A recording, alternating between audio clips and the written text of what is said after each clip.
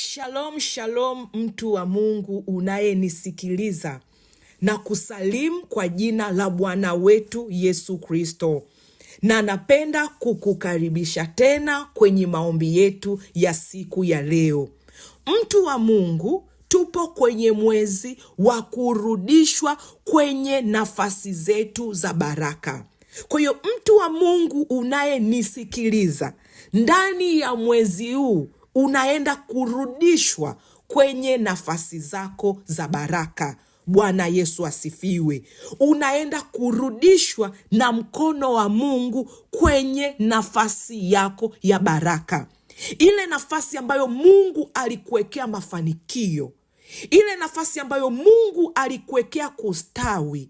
Ile nafasi ambayo Mungu amekuwekea majibu yote ya maisha yako. Usiku wa leo mtu wa Mungu unaenda kurudishwa. Bwana Yesu asifiwe sana. Ninaomba tuombe na tuendelee mbele. Baba, katika jina la Yesu Kristo, Mungu ninakutukuza na ninasema asante kwa ajili ya uaminifu wako. Usiku wa leo Mungu ninaomba rehema zako kwenye maisha yetu. Mungu ninaomba ukaturehemu na ninaomba ukatusaidie. Kila mtu anayesikiliza maombi haya akarudishwe kwenye nafasi yake ya baraka.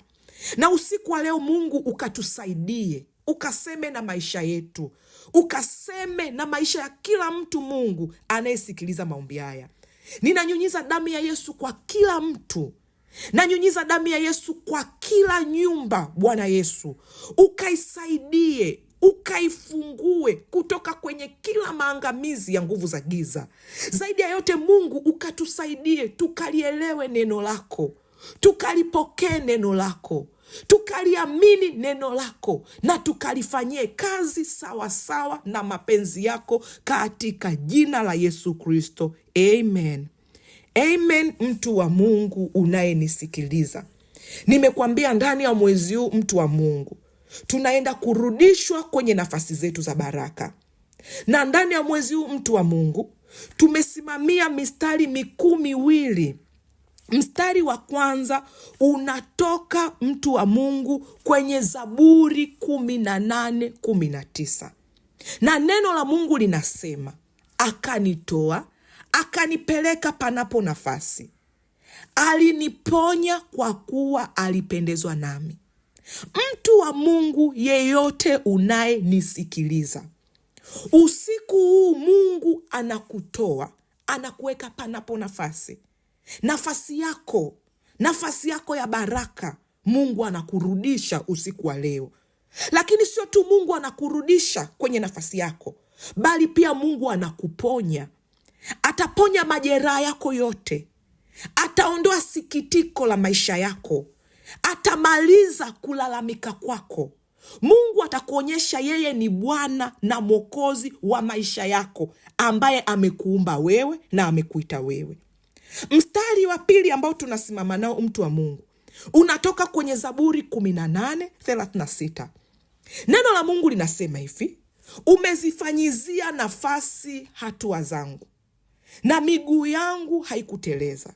Mtu wa Mungu, tunapozungumzia hatua, tunazungumzia miguu yako, tunazungumzia eneo lako ambalo Mungu anataka ulipite, utembee humo ili aweze kukusaidia. Na usiku wa leo Mungu anazifanyizia nafasi hizo hatua, hiyo miguu yako, na nafasi anayokufanyizia utelezi au utakutoa. Mtu wa Mungu, hata kama utateleza au utaanguka kupotea kutoka kwenye nafasi yako, au utatoka nje ya nafasi yako, au utakaa nje huko ambapo kuna adui, kuna fisi, kuna simba ili wakuharibu. Bwana Yesu asifiwe. Bwana Yesu asifiwe sana. Mtu wa Mungu, ninao uhakika na ninakuhakikishia utaona wema wa Mungu kwenye maisha yako. Utaona fadhili nyingi za Mungu kwenye maisha yako. Na chochote ambacho ulikuwa unamwomba Mungu, Mungu atakusaidia. Bwana Yesu asifiwe sana. Usiku wa leo tunasimama na kichwa cha somo kinachosema maombi ya kuombea fikra kama lango Shetani analolitumia kukutoa kwenye nafasi yako ya baraka. Bwana Yesu asifiwe. Wewe unayeandika, andika kichwa chetu cha somo la usiku wa leo kinasema maombi ya kuombea fikra kama lango shetani analolitumia kukutoa kwenye nafasi yako ya baraka. Bwana Yesu asifiwe. Mtu wa Mungu, unaposoma andiko la Mungu kwenye Mwanzo 3 ule mstari wa 1 mpaka wa 6, unamwona shetani au nyoka alienda kwenye bustani ya Eden na alikuwa mwerevu na akamkuta Eva. Alipomkuta Eva, alizungumza naye mazungumzo ambayo yalisababisha Eva akatolewa kwenye nafasi yake ya baraka. Mtu wa Mungu, nimekwambia usiku wa leo tutaombea fikra zetu. Usiku wa leo tutakomboa fikra zetu. Mahali ambapo shetani alipita kwenye fikra akasababisha tukatolewa kwenye nafasi zetu za baraka, usiku wa leo Mungu atatusaidia tena. Kila uharibifu au werevu wa shetani uliopita ndani ya fikra zetu ukaleta mauti, ukaleta msiba, ukaleta maombolezo, ukaleta huzuni, usiku wa leo Mungu anaenda kututoa. Mtu wa Mungu, ninaposema fikra, ninamaanisha ni mkusanyiko wa mawazo yaliyokomaa ndani ya mtu yanayomtengenezea msimamo wa kiutekelezaji wa jambo. Bwana Yesu asifiwe. Bwana Yesu asifiwe. Kwa hiyo unaona shetani anatamani na anazitafuta fikra zetu. Bwana Yesu asifiwe. Ili atutengenezee mawazo mabovu, mawazo ya uharibifu, ili yatutoe kwenye nafasi. Kwa hiyo mtu wa Mungu yeyote unayenisikiliza, ambaye umetengenezewa fikra za uharibifu, ambaye shetani ametengeneza lango kwenye fikra zako ili akutoe kwenye nafasi uliopo, usiku wa leo tunaenda kumpiga. Usiku wa leo tunaenda kumpiga na kuharibu kazi zake, ili fikra zako zikombolewe na uweze kurudi kwenye nafasi yako ya baraka. Kama ambavyo nimekwambia, fikra ni mtiririko wa mawazo yaliyokomaa. Watu wengi wa Mungu leo hii wana fikra au wana mawazo kwenye mioyo yao au kwenye akili zao. Mawazo hayo yamewatengenezea misimamo mibovu. Mawazo hayo yamewatengenezea picha ambazo sio sahihi, na wakashindwa kurudi kwenye nafasi zao za baraka. Ngoja nikuonyeshe andiko moja, mtu wa Mungu, utanielewa. Dada Krista, naomba nisomee Wakorinto wa 2:10. Wakorinto wa 2:10 mstari wa 5. Tukiangusha mawazo na kila kitu kilichoinuka kijiinuacho juu ya elimu ya Mungu, na tukiteka nyara kila fikra ipate kumtii Kristo. Bwana Yesu asifiwe. Kwa hiyo mtu wa Mungu, ukisoma hili andiko, neno la Mungu linasema kwenye Wakorinto hiyo, tukiangusha mawazo na kila kitu kilichoinuka. Kwa hiyo mtu wa Mungu, unaona fikra na mawazo ndani ya mtu yameinuka. Bwana Yesu asifiwe. Amen. Na yamejiinua kinyume na elimu ya Mungu. Kwa nini mawazo hayo au hizo fikra ndani yako zinakuwa zimeinuka? Maanake zinakuwa zimejitengenezea mlima, zimejitengenezea nguzo, au zimejitengenezea kuta. Na mawazo hayo yanakataa elimu ya Mungu. Bwana Yesu asifiwe. Amen. Mawazo hayo yanakataa uponyaji wa Mungu. Mawazo hayo yanapinga nguvu za Mungu. Bwana Yesu asifiwe. Amen. Neno la Mungu linasema hivi, tukiteka nyara kila fikra ipate kumtii Kristo.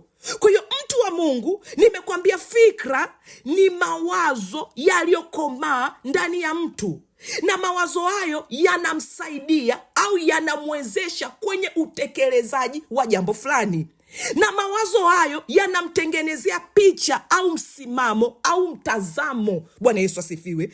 Ngoja twende mbele, mtu wa Mungu, utanielewa. Dada Krista, naomba nisomee Mwanzo 3 mstari wa 1 mpaka wa 6. Mwanzo 3 mstari wa 1 mpaka wa 6. Basi nyoka alikuwa mwerevu kuliko wanyama wote wa mwitu aliowafanya Bwana Mungu. Akamwambia mwanamke, hati hivi ndivyo alivyosema Mungu, msile matunda ya miti yote ya bustani? Mwanamke akamwambia nyoka, matunda ya miti ya bustanini twaweza kula, lakini matunda ya mti ulio katikati ya bustani Mungu amesema, msiale wala msiaguse, msije mkafa. Nyoka akamwambia mwanamke, hakika hamtakufa, kwa maana Mungu anajua ya kwamba siku mtakayokula matunda ya mti huo mtafumbuliwa macho, nanyi mtakuwa kama Mungu, mkijua mema na mabaya.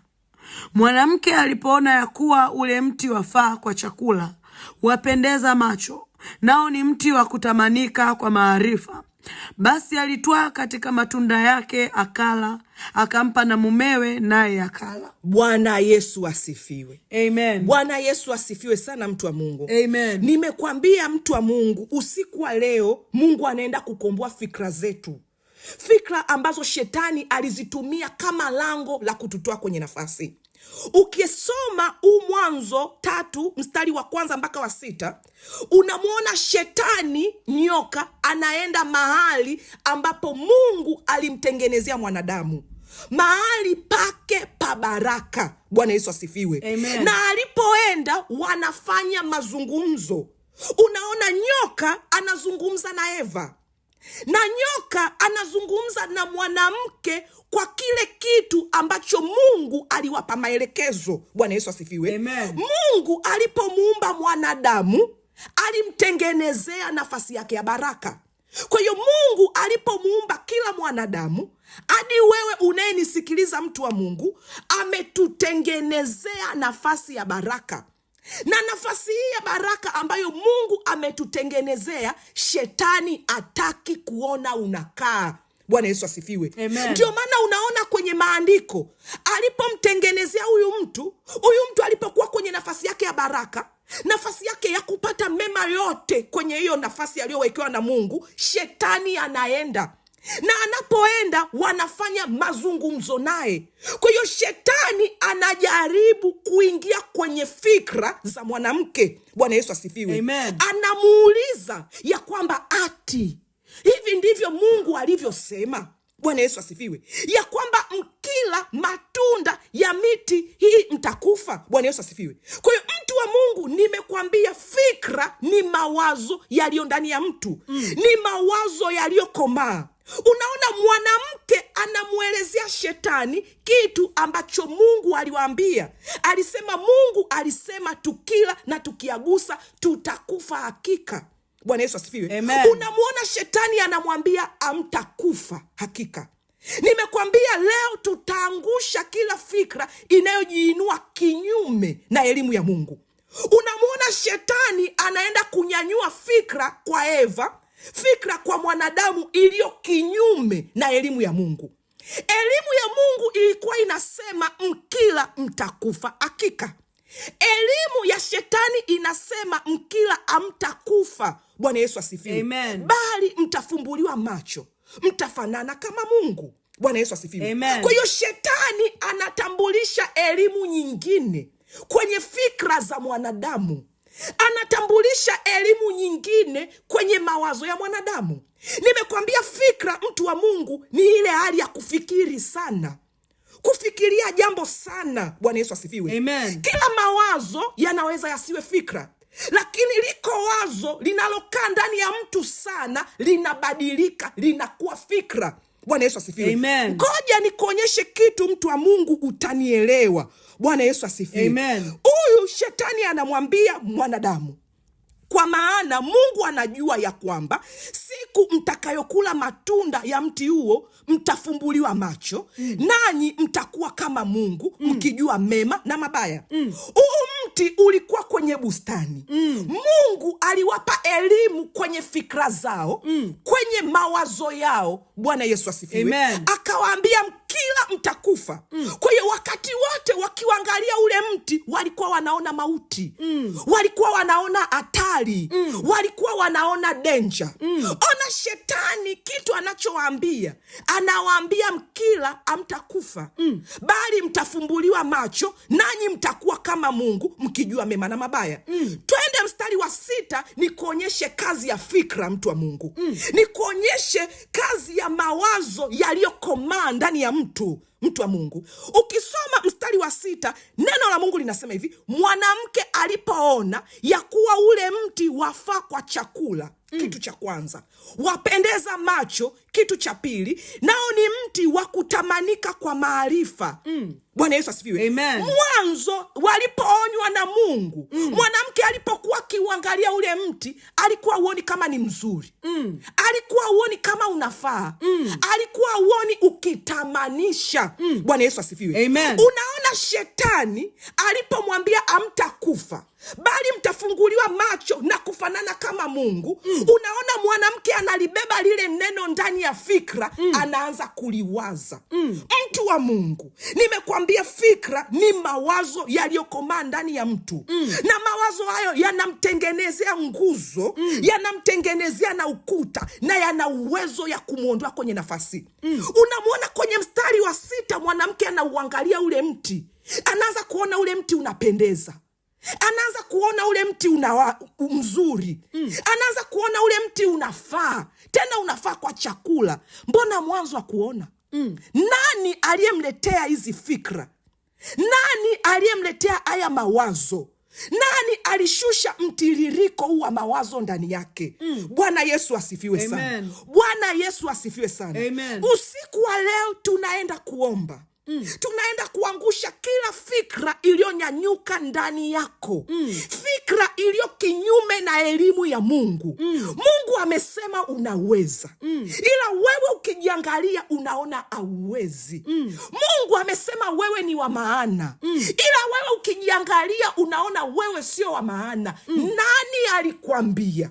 Bwana Yesu asifiwe. Amen. Mwerevu gani amekwambia, amesema kwenye fikra zako, mawazo yako yakaamua kuzalisha ubora, yakaamua kutengeneza nguzo, yakaamua kuchimba msingi na kujijengea ukuta. Bwana Yesu asifiwe. Amen. Kwa sababu ukirudi kwenye mstari wa 6, unaona mwanamke aliposikia neno la nyoka, manake alilitafakari. Uoni nyoka akimwambia mwanamke ya kwamba mti huu unapendeza, ya kwamba mti huu unafaa kwa chakula, ya kwamba mti huu unatamanisha kwa maarifa, ya kwamba mti huu utawafanya kuwa kama Mungu. Unamwona anarudi, mwanamke anawaza, anawaza, wazo likakomaa ndani yake, wazo likabadilisha mtazamo ndani yake, wazo likatengeneza picha ndani yake. Watu wa Mungu wengi leo wameambiwa mambo na shetani, wameambiwa mambo na watu wabaya, wamepewa taarifa na nguvu za giza. Yale maneno yakakaa ndani yenu, yakawaza, ukasema kweli mimi sifai, kweli mimi ni maskini, kweli mimi sitaolewa. Kuna mtu alileta hiyo taarifa, akaipitisha kwenye fikra zako, akapitisha kwenye ubongo wako, na wewe ukaamua kukaa kwa kufikiri. Bwana Yesu asifiwe sana. Amen. Neno la Mungu linasema hivi: aonavyo nafsini mwake mtu ndivyo alivyo. Maana yake nini? Awazavyo nafsini mwake, afikirivyo nafsini mwake, hivyo ndivyo alivyo. Nimekwambia mtu, fikra ni mtiririko wa mawazo yaliyokomaa. Yale mawazo yanakutengenezea picha, yanakutengenezea mtazamo, ule mtazamo unakutengenezea msimamo. Bwana Yesu asifiwe. Amen. Unaona haya mawazo ambayo nyoka mwerevu aliyapeleka kwa Eva, yalipoingia kwenye fikra zake akaanza kuwaza. Bwana Yesu asifiwe. Amen. Akaanza kuangalia ule mti, ya kwamba mbona kweli ni mzuri, hauonekani kama kuna mauti hapa, mbona unapendeza, mbona kweli maarifa yapo. Bwana Yesu asifiwe. Amen. Kwa hiyo unaona, anatengeneza, anashuka, anafikiri, anashuka, anatengeneza picha, anazidi kushuka, anazidi kuingia ndani, anazidi kuingia ndani. Kumbe kadri anavyowaza, kadri anavyofikiri sana, anatoka kwenye nafasi. Bwana Yesu asifiwe. Amen. Kadri unavyofikiri sana, namna ambavyo umeambiwa wewe ni mzaifu, kadri unavyofikiri sana, namna ambavyo umeambiwa huo ugonjwa utakuua, ndivyo ambavyo unazidi kuwa dhaifu, ndivyo ambavyo unaileta ile mauti juu, ndivyo ambavyo unajitoa kwenye nafasi uliopo. Bwana Yesu asifiwe sana. Amen. Ngoja tuendelee mbele, mtu wa Mungu. Dada Krista, naomba nisomee Hesabu 13. mstari wa 25 mpaka wa 33 tutakuwa tunasoma kwa vituo. Hesabu 13:25 mpaka 33. Wakarejea baada ya kuipeleleza nchi mwisho wa siku 40. Wakaenda wakafika kwa Musa na kwa Haruni na kwa mkutano wote wa wana wa Israeli katika jangwa la Parani huko Kadeshi. Wakawaletea habari wao na mkutano wote, wakawaonyesha matunda ya nchi. Wakamwambia wakasema, tulifika nchi ile uliotutuma, na hakika yake ni nchi yenye wingi wa maziwa na asali, na haya ndiyo matunda yake. Lakini watu wanaokaa katika nchi ile ni hodari, na miji yao ina maboma, nayo ni makubwa sana. Na pamoja na hayo tuliwaona wana wa Anaki huko. Amaleki anakaa katika nchi ya Negebu, na Muhiti na Myebusi na Mwamori wanakaa katika milima, na Mkanaani anakaa karibu na bahari na kando ya ukingo wa Yordani. Karebu akawatuliza watu mbele ya Musa, akasema, na tupande Mara tukaitamalaki, maana twaweza kushinda bila shaka. Bali wale watu waliopanda pamoja naye wakasema, hatuwezi kupanda tupigane na watu hawa, kwa maana wana nguvu kuliko sisi. Wakawaletea wana wa Israeli habari mbaya ya ile nchi walioipeleleza, wakasema, ile nchi tuliopita kati yake ili kuipeleleza ni nchi inayowala watu wanaoikaa, na watu wote tuliowaona ndani yake ni watu warefu mno. Kisha huko tuliwaona Wanefili, wana wa Anaki, waliotoka kwa hao Wanefili, tukajiona nafsi zetu kuwa kama mapanzi, nao ndivyo walivyotuona sisi. Bwana Yesu asifiwe. Amen. Bwana Yesu asifiwe sana. Amen. Mtu wa Mungu, ukisoma haya maandiko unaweza kuona ni namna gani shetani anatumia fikra zetu kwenye maisha yetu. Bwana Yesu asifiwe. Amen. Nimekwambia fikra ni mlango ambao shetani anautumia au anapenda sana kuutumia ili kuwatoa watu wa Mungu kwenye nafasi zao za baraka. Ukisoma ili andiko, mtu wa Mungu, Mungu anawaambia wana wa Israeli atawapeleka kwenye nafasi yao ya baraka Kanaani. Kule kuna maziwa na asali. Na alipowaahidi wanaenda wapelelezi 12, mtu wa Mungu, wanaenda kuipeleleza nchi, wanaenda kupeleleza eneo ambalo Mungu aliwapa ahadi. Mungu ambaye aliwapigania hadi waliona kwa macho yao wanapiganiwa. Bwana Yesu asifiwe. Amen. Walipofika kwenye ile nchi kuipeleleza, wanarudi kwa wenzao Musa na Haruni walipokuwepo na wana wa Israeli wote. Unaona taarifa ambao wapelelezi 10 wanaileta. Bwana Yesu asifiwe. Amen. Ilikuwa ni taarifa mbaya mno. Taarifa iliyoamsha majonzi, mtu wa Mungu. Taarifa iliyoleta msiba mahali pale. Taarifa iliyokuwa inahakikisha kuwatoa kwenye nafasi. Bwana Yesu asifiwe. Amen. Mtu wa Mungu, tulisoma mstari wa juu huko ambao tulitoka nao kwenye mwanzo. Unamuona shetani alipoingia kwenye bustani ya Eden, lengo lao lilikuwa ni kuwatoa watu wale kwenye nafasi. Na unamuona shetani anacheza nao kwenye mawazo. Bwana Yesu asifiwe. Amen. Anacheza na fikra za Eva. Bwana Yesu asifiwe. Amen. Anamwelekea taarifa mawazo yasiyo sahihi, mawazo mabaya. Mtu wa Mungu, watu wengi leo, Bwana Yesu asifiwe, unamuona shetani anapambana nao kwenye eneo la mawazo yao. Anaingia kwenye mawazo na kuwaletea taarifa mbaya. Mtu wa Mungu, leo hii hautamuona shetani akikutokea waziwazi. Hautamuona shetani amekuja mbele yako amevaa nguo. Bwana Yesu asifiwe. Hautamuona shetani yuko kwenye picha halisi. Ila shetani anapambana na watu wa Mungu kwenye fikra, kwenye mawazo. Anakuletea mawazo mabaya. Anakuletea mawazo maovu. Anakuletea mawazo ya kukutoa kwenye nafasi yako ya baraka.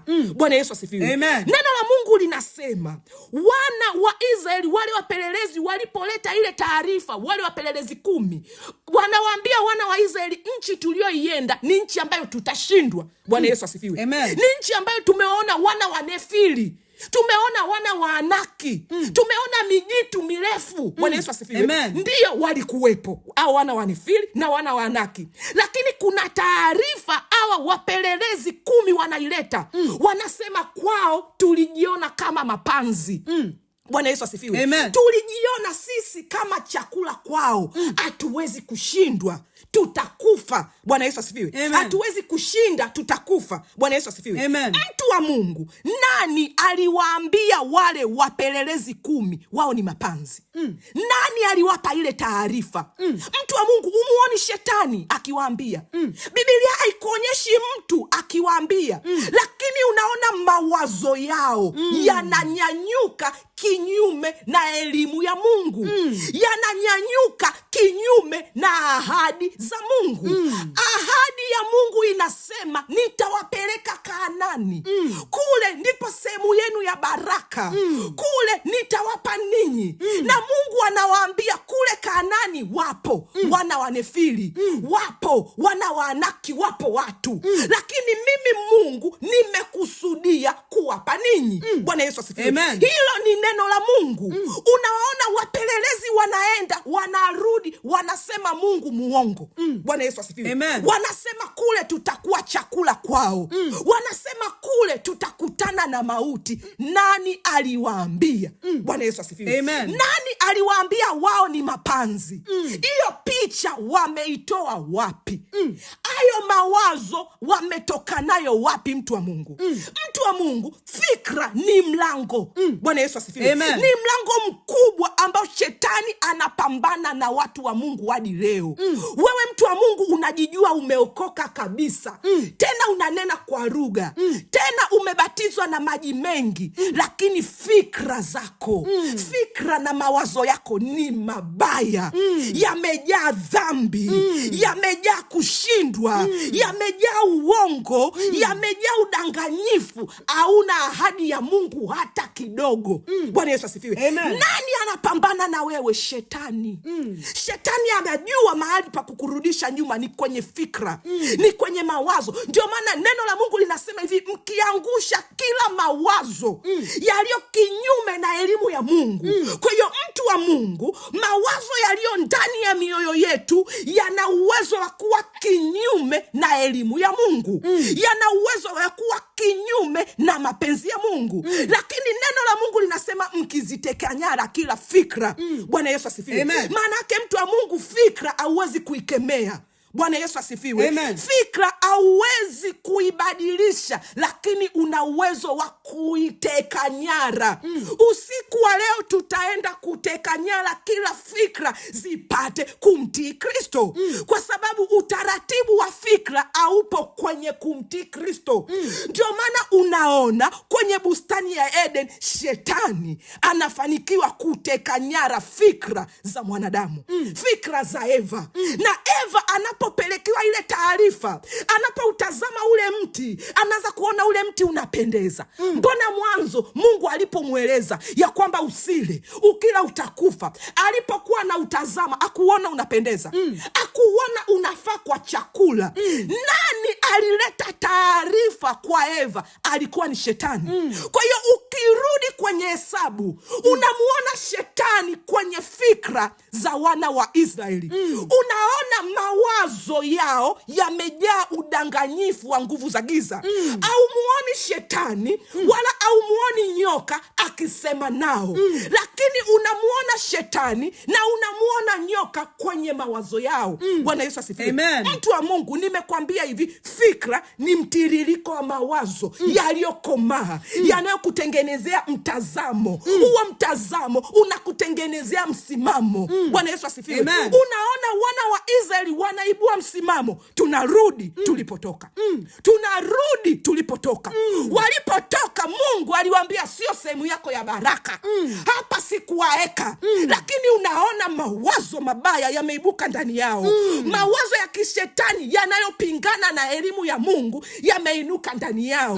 Mawazo mabaya ya nguvu za giza na kichawi zimeinuka ndani yao kupambana na neno ambalo Mungu anataka litimie kwenye maisha yao. Ni kweli kule kulikuwa na wana wa Nefili, ni kweli. Ni kweli kulikuwa na wana wa Anaki, ni kweli. Lakini nani aliwaambia wao ni mapanzi?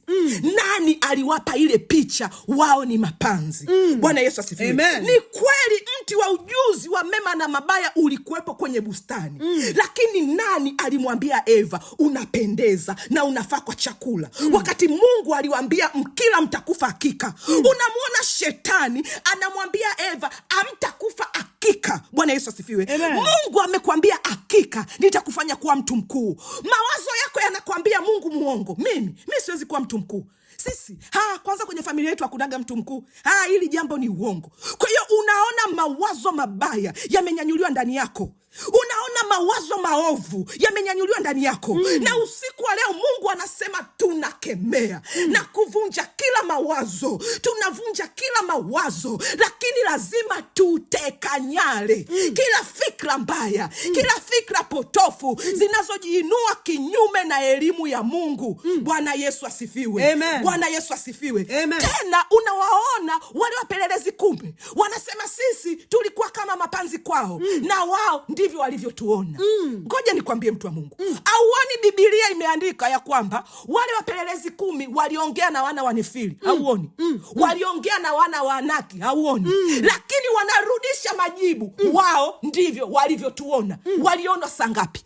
Wanefili waliwaambia sangapi? Nyie kwetu ni mapanzi, tutawala mara moja.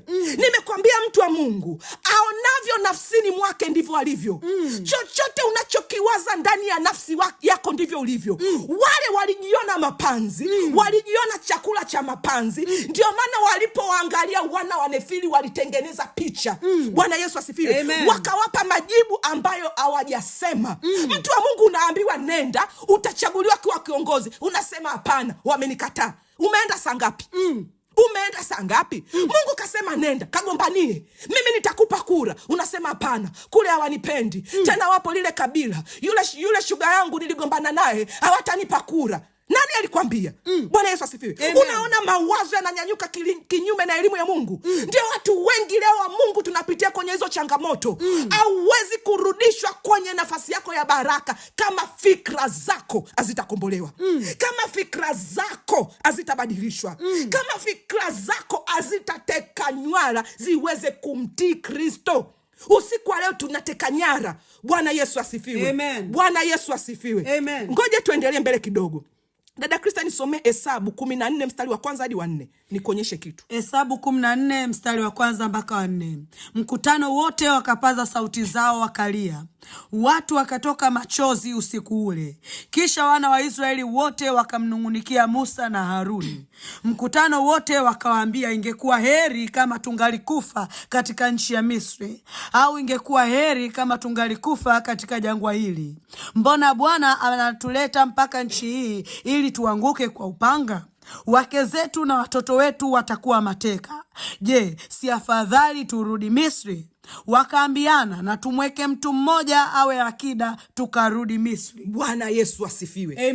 Ona mtu wa Mungu namna ambavyo shetani anaweza akapita kwenye mawazo ya mtu na akaleta uharibifu mbaya. Mungu aliwaambia watu wote hawa wanaolia ya kwamba atawapeleka Kanaani. Lakini hawa wapelelezi 10, angalia namna ambavyo fikra zao zinatekwa na shetani. Angalia namna ambavyo shetani anaingia kwenye mawazo yao. Angalia jambo wanalolizalisha.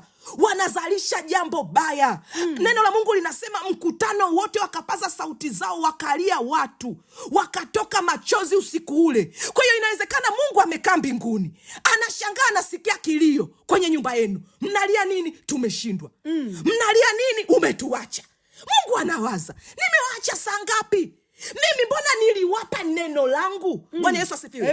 Ukisoma mstari wa 2, neno la Mungu linasema hivi, kisha wana wa Israeli wote wakamnungunikia Mungu wakamnunukia Musa na Haruni. Mkutano wote wakamwambia ingekuwa heri kama tungalikufa katika nchi ya Misri, katika nchi ambayo Mungu alitumia nguvu nyingi kuwatoa, katika nchi ambayo Mungu alitumia vita kuwatoa. Bwana Yesu asifiwe. Amen. Bwana Yesu asifiwe. Amen. Katika nchi ambayo walimuona Mungu akiwapigania, walimuona Mungu hadi akigawanya bahari ya Shamu ili waweze kupita, walimuona Mungu akiwapigania Yeriko, walimuona Mungu akigawanya Yeriko apite. Mungu aliwalisha jangwani, lakini wanalia, wanamnungunikia Mungu, wanasema heri tungerudi kule ambako Mungu aliwapigania, kule ambapo Mungu aliwapa neno. Wewe mtu wa Mungu, Mungu hajakupa neno ya kwamba wewe ni mtu mkuu? Wewe unayenisikiliza, mdada ambaye unalia, unasema Mungu hanipendi, unasema mimi nitakufa nikiwa single. Mungu hajakuambia wewe ya kwamba nitakupa mume? Wewe unayelia unasema nitakufa na huu ugonjwa, nitakufa mahali hapa nilipo. Mungu hajakuambia wewe. Bwana Yesu asifiwe. Maanake kazi ya Mungu ni bure. Kazi ya msalaba ni bure. Mungu hajakuambia wewe, Mungu hajakuonya wewe ya kwamba usizini. Ukizini utakufa. Unasema mbona wapo waliozini hawajafa? Mungu amekwambia nini, mtu wa Mungu? Mungu anamwambia Adamu, usile matunda ya mti wa kati, ukila utakufa hakika. Shetani anakuja anakwambia kula au hakika. Bwana Yesu asifiwe. Mungu amekupa maonyo wewe peke yako kwa ajili ya mahusiano mliopo. Mtu anakwambia hapana, Mungu kakudanganya, mbona mimi nafanya na nimepata. Mungu amekwambia nini? Fikra, mtu wa Mungu, mawazo, mtu wa Mungu. Yeyote anayekuletea neno kinyume na elimu ya Mungu ni shetani, ni nyoka. Mtu wa Mungu, kwenye Biblia Mwanzo unamwona nyoka kama nyoka, lakini nimekwambia kwenye maisha ya kawaida hautamwona nyoka. Utamwona binadamu mbele yako, utamwona rafiki yako mbele yako, utaona kikundi cha maombi mbele yako, utaona bosi unayemwamini mbele yako, lakini angalia, kuna nyoka. Nakwambia shetani anapambana kukutoa kwenye nafasi.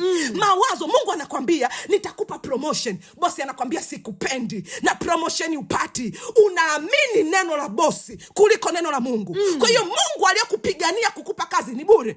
Wakati Mungu anakupa kazi, wewe bosi ulikuwa unamjua? Wakati Mungu anakupa kazi, hao watu ulikuwa unawajua? Ulikuwa wajui? Ulikuwa unamjua Mungu? Kwa nini ulipofika huko ndani umemsahau Mungu? Bwana Yesu asifiwe. Bwana Yesu asifiwe sana. Ngoja nikuonyeshe andiko moja. Dada Krista, nisomee Isaya 53 mstari wa kwanza.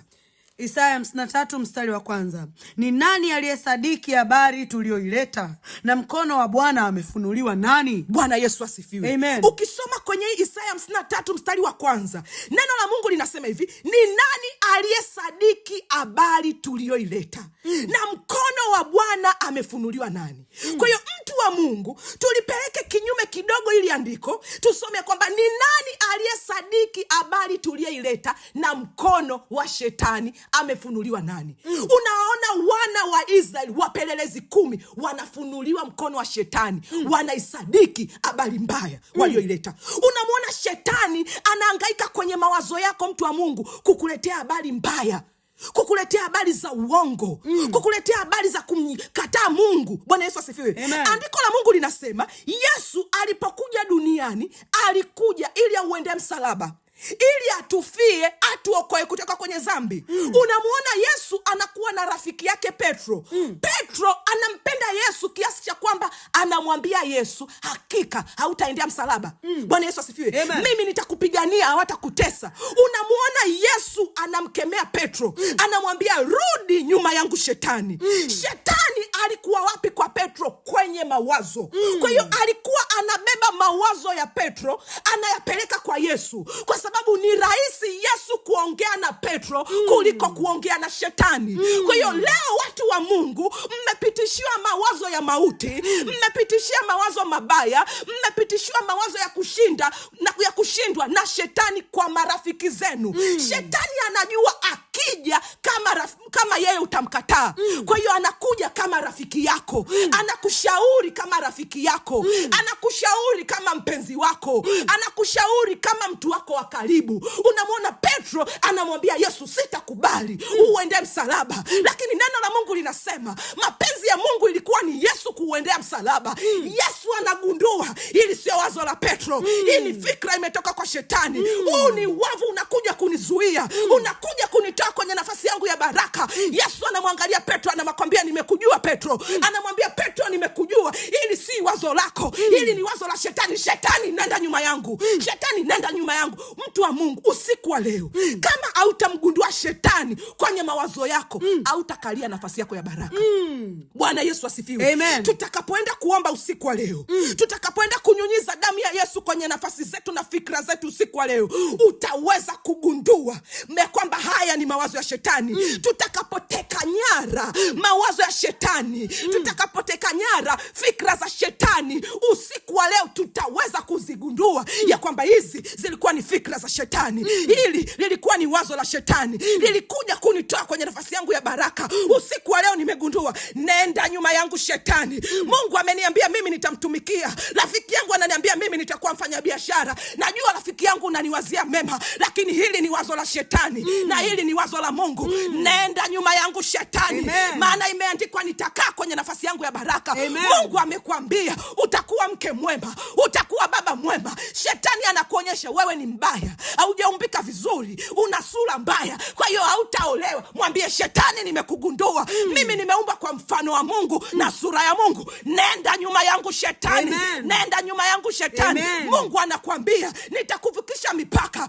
utaenda mpaka kwenye zile nchi, nitakuweka katikati ya wakuu. Kila ukiota ndoto, unaota ndoto unafanya kazi katikati ya watu weupe. Shetani anakuambia nyumbani kwenu hakuna hata rangi nyeupe. Wewe umedanganywa. Mtu wa Mungu, hilo ni wazo la shetani. Usiku wa leo tunateka nyara, tumegundua mawazo yake. Amen. Tumeona anasimama kinyume na elimu ya Mungu. Amen. Tutamwambia kama Yesu alivyomwambia Petro, nimekuona wewe shetani.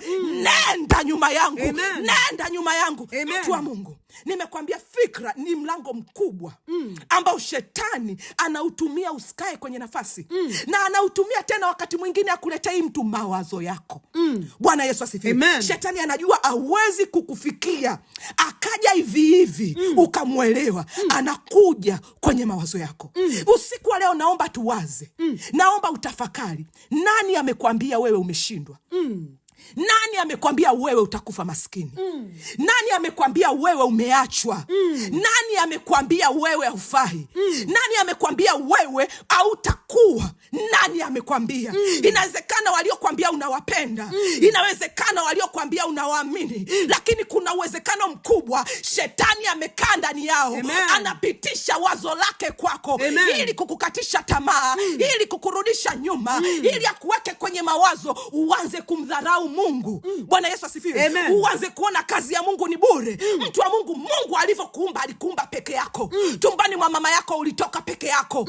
Alivyoanza kukupitisha kwenye njia ulikuwa peke yako. Nani umekutana naye leo anahakikisha anakuletea msiba? Neno la Mungu linasema wapelelezi 10 walifanya wana wa Israeli wote walie. Wale wapelelezi 10 walitoka kwa nani? Shetani. Alipitisha hayo mawazo. Ngoja nikuonyeshe andiko moja tukaombe, mtu wa Mungu, sasa hivi. Bwana Yesu asifiwe sana. Amen. Dada Krista, ninaomba nisomee Hesabu 14:23 mpaka 24. Hesabu 14:23 mpaka 24. Hakika yangu hawataiona hiyo nchi niliyoapia baba zao, wala katika hao wote walionidharau hapana atakayeiona. Lakini mtumishi wangu Caleb, kwa kuwa alikuwa na roho nyingine ndani yake, naye ameniandama kwa moyo wote, nitamleta yeye mpaka nchi hiyo aliyoiingia, na uzao wake wataimiliki. Bwana Yesu asifiwe. Amen. Unaona Mungu anashikwa na hasira. Unamwona Mungu anaona wamemdharau. Unamwona Mungu anaona wameona bidii yao ni bure. Mungu ametia bidii. Amewafuata Misri. Amempiga Farao mapigo mengi. Ukisoma andiko unaona Mungu aliwaambia neno moja, endelea mbele. Hata ukiona bahari, achana na bahari, endelea mbele. Neno langu ni kubwa kuliko bahari unayoiona. Neno langu ni imara kuliko mto Yeriko unaoiona. Endelea mbele. Wanafika mahali wanasema bora turudi tulipotoka. Mungu anasema watanidharau mpaka lini? Sasa wote hawatakaa kwenye nafasi yao ya baraka. Usiku wa leo, mtu wa Mungu, mimi na wewe hatukubali. Mungu ametumia nguvu nyingi kututoa mahali alipotutoa. Mungu alikuponya, mtu wa Mungu, ili ukae kwenye nafasi yako ya baraka. Amen. Kama angekuwa kupendi ungekufa mtu wa Mungu, achana na watu waliokukataa, achana na watu waliokuambia hauwezi, achana na shetani anayekwambia maneno ya uongo, achana na mwalimu aliyokuambia wewe ni mjinga, achana na mwanaume aliyokuambia wewe sio mwanamke bora. Angalia neno la Mungu. Amen. Mungu anakwambia hata ukiona bahari endelea mbele. Amen. Achana na mtu anayekupenda sana kama Petro, ambaye alimpenda Yesu na Yesu alijua, akamwambia sitaruhusu uende msalaba. Mwangalie shetani, mwambie usiku wa leo ninakujia kwa jina la Bwana Mungu wa majeshi, toka kwenye mawazo yangu. Amen. Toka kwenye fikra zangu. Amen. Ninateka nyara. Mtu wa Mungu, nimekwambia fikra zina kawaida ya kujitengenezea nguzo, zinajenga ukuta ili usifikie hatima yako.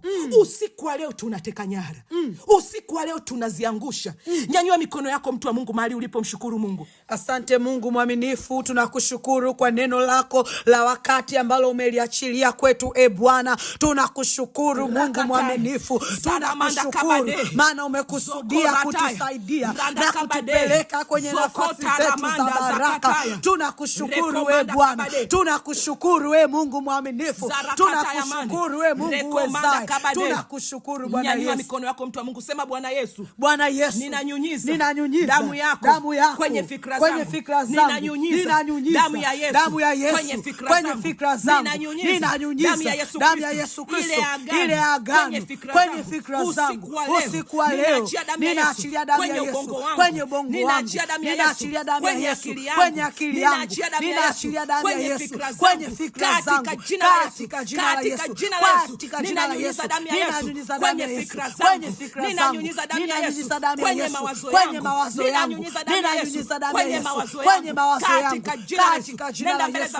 Baba, katika jina la Yesu, ninanyunyiza damu ya Yesu kwenye fikra zangu, ninanyunyiza damu ya Yesu kwenye fikra zangu, ninanyunyiza damu ya Yesu kwenye fikra zangu, damu ya Yesu, damu ya agano, ninanyunyiza damu ya Yesu kwenye fikra zangu, ninanyunyiza damu ya Yesu kwenye fikra zangu, kwenye mawazo yangu, ninanyunyiza damu ya Yesu kwenye mawazo yangu, ninanyunyiza damu ya Yesu, ninanyunyiza damu ya Yesu, ninanyunyiza damu ya Yesu kwenye fikra zangu, kwenye mawazo yangu, kwenye mawazo yangu, ninanyunyiza damu ya Yesu, ninanyunyiza damu ya Yesu kwenye fikra zangu, kwenye mawazo yangu, kwenye fikra zangu, kwenye mawazo yangu, nanyunyiza damu ya Yesu, damu ya Yesu, ile agano lililo bora zaidi, ile damu ya Yesu ya agano jipya, ninanyunyiza damu ya Yesu kwenye fikra zangu, nanyunyiza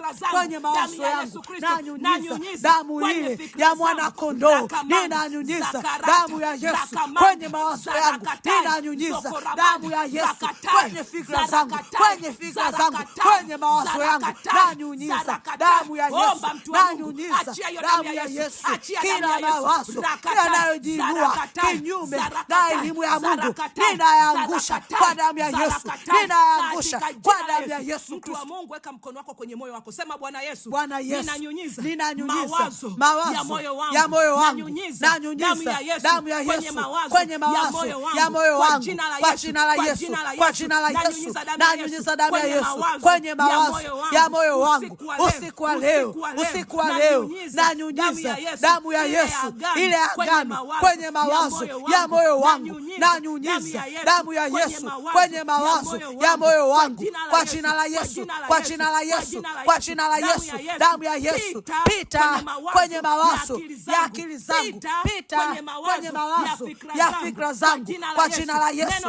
Neno la Mungu linasema kutoka kwenye Wakorintho wa pili 10:5, tukiangusha kila mawazo na kila kitu kinachoinuka kijiinuacho juu ya elimu ya Mungu. Usiku wa leo ninanyunyiza damu ya Yesu kwenye mawazo yangu, nanyunyiza damu ya Yesu kwenye moyo wangu, nanyunyiza damu ya Yesu kwenye akili zangu, kwenye fikra zangu, nanyunyiza damu ya Yesu kwenye mawazo yangu, kwenye kila mawazo yanayojiinua kinyume na elimu ya Mungu, nanyunyiza damu ya Yesu, nanyunyiza damu ya Yesu, napitisha damu ya Yesu kwenye akili yangu, kwenye fikra zangu, kwenye moyo wangu, nanyunyiza damu ya Yesu, nanyunyiza damu ya Yesu, nanyunyiza damu ya Yesu kwenye mawazo ya moyo wangu, kwenye mawazo ya akili yangu, kwenye mawazo ya fikra zangu, nanyunyiza damu ya Yesu, nanyunyiza damu ya Yesu, nanyunyiza damu ya Yesu katika jina la Yesu. Sema Bwana Yesu, usiku wa leo ninateka nyara kila fikra sipate kumtii Kristo, kila fikra zangu ninaziteka nyara kwa jina la Yesu, ninateka nyara kila fikra zangu ndani yangu zipate kumtii Kristo, ninateka nyara kila fikra kwenye mawazo yangu, ninateka nyara kila fikra kwenye moyo wangu, ninateka nyara kila fikra kwenye akili zangu, ninaziteka nyara kwa jina la Yesu, kwa jina la Yesu, kwa jina la Yesu, ninaziteka nyara ndani yangu kwa jina la Yesu, ninaziteka nyara kwa jina la Yesu. Ninateka nyara kila fikra kwenye moyo wangu zipate kumtii Kristo, ninateka nyara kila fikra kwenye akili yangu zipate kumtii Kristo, ninateka nyara kwa jina la Yesu, ninateka nyara kwa jina la Yesu, nateka nyara kila fikra zangu, ninateka nyara kila fikra ndani yangu zipate kumtii Kristo kwa jina la Yesu, ninateka nyara, ninateka nyara, ninateka nyara, ninateka nyara, ninateka nyara, ninateka nyara kila fikra ndani yangu, kila fikra ndani ya moyo wangu, kila fikra ndani ya akili yangu, ninateka nyara kwa jina la Yesu, kwa jina la Yesu, kwa jina la Yesu, kwa jina la Yesu, kila fikra zangu zipate kumtii Kristo, kila fikra zangu zipate kumtii Kristo kwa jina la Yesu, kwa jina la Yesu, kwa jina la Yesu, kwa jina la Yesu, kwa jina la Yesu, kwa jina la Yesu, ninateka nyara, ninateka nyara kila fikra zangu zipate kumtii Kristo, kila fikra zangu zipate kumtii Kristo kwa jina la Yesu, kwa jina la Yesu, kwa jina la Yesu, kwa jina la Yesu, kwa jina la Yesu, kila fikra zangu, kila fikra zangu naziteka nyara kwa jina la Yesu, kwa jina la Yesu, kwa damu ya Yesu, kwa damu ya Yesu, ninateka nyara kila fikra zangu, ninateka nyara kila fikra zangu katika jina. Naangusha kila fikra za kipepo ndani yangu, naangusha kila mawazo ya nguvu za giza ndani yangu, naangusha kila mawazo ya kichawi, kila mawazo ya kiganga, kila mawazo ya watu wabaya, ninaangusha ndani yangu, ninaangusha kwa jina la Yesu, ninaangusha kwa jina la Yesu, ninaangusha ndani yangu, ninaangusha kwenye maisha yangu, ninaangusha kila ngome, ninaangusha kila ngome, ninaangusha kila ngome, ninateka nyara kila fikra zipate kumtii Kristo, kila ngome, kila ngome, kila ngome za kipepo, kila ngome za kichawi, kila ngome za adui, naziangusha, naziangusha ndani yangu, naziangusha, naziangusha zipate kumtii Kristo, ninaangusha, ninaangusha kila ngome za kipepo zipate kumtii Kristo, kila ngome ndani yangu, ninaangusha kila ngome ndani ya moyo wangu, kwenye akili yangu, ninaangusha kila ngome kwa jina la Yesu. Bwana Yesu asifiwe. Nyanyua sadaka yako mtu wa Mungu. Sema kwa sadaka hizi, kwa sadaka ninaangusha kila mawazo mabaya, kila mawazo mabaya, kila mawazo mabaya, kila mawazo mabaya, kila mawazo ya kipepo yaliyojenga nguzo, yaliyojenga msingi ndani yangu kwa jina la Yesu, kwa jina la Yesu. Nikuombe. Baba, katika jina la Yesu, ninakushukuru kwa sadaka hizi ambazo watoto wako wamekunyanyulia, na kwa sadaka hizi Mungu, usiku wa leo tunateka nyara kila fikra zetu, tunateka nyara kila mawazo yetu, tunateka nyara kwa jina la Yesu. Tunaangusha kila mawazo ya kichawi ndani ya mioyo yetu, ndani ya mawazo yetu. Tunaangusha kila picha zilizojichora, tunazichoma moto, kila misimamo, kila mawazo mabaya, kila misimamo mibaya, kila mawazo mabaya yaliyotengeneza mizizi kwenye maisha yetu, katika jina la Yesu Kristo, katika jina la Yesu Kristo. Baba, ninakushukuru kwa ajili ya sadaka hizi ambazo watoto zako wamezinyanyua. Ninaomba uzipokee ninaomba uzitakabali kwa jina la Yesu Kristo, amen. Mtu wa Mungu, utatuma sadaka yako kwenye namba 0716052202. Narudia tena, utatuma sadaka yako kwenye namba 0716052202. Lakini pia kama hujaokoka, fuatisha sala isema: Bwana Yesu, usiku wa leo ninaokoka, ninakupokea moyoni mwangu, uwe Bwana na Mwokozi wa maisha yangu. Futa jina langu kwenye kitabu cha hukumu, andika jina langu kwenye kitabu cha uzima kwa jina la Yesu, amen. Basi mtu wa Mungu, utatutumia jina lako kwenye namba 0655108869, 0655108869. Lakini pia kama una changamoto zozote, utatupigia simu kwenye hizo namba, tutapokea na tutaweza kukuhudumia. Kwa hiyo mtu wa Mungu, hakikisha unaandika jina lako kwenye namba hakikisha unatupigia kwenye namba 0716052202 au 0655108869, na Mungu atakubariki sana kwa jina la Yesu Kristo. Mtu wa Mungu, Mungu akuhudumie na akusaidie.